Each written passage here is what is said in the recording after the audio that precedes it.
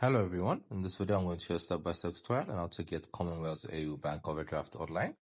So first we're going to go to our browser, then search for Commonwealth Bank Overdraft, then click on the first link that pops up. So as you can see, they are no longer available for sale. So if you have an existing personal overdraft, you can use using your facility. So they're not available currently at this moment, but they will be. So meanwhile, you guys could see the rates and fees, the features and benefits, as well as how it works.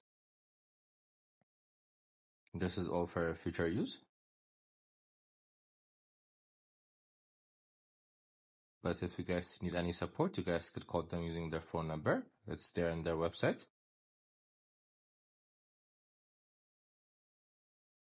So as you can see, it's not available currently, but you guys could apply when it's available. I hope you guys liked this video. Subscribe for more, like for more, share for more. I hope to see you again. Goodbye.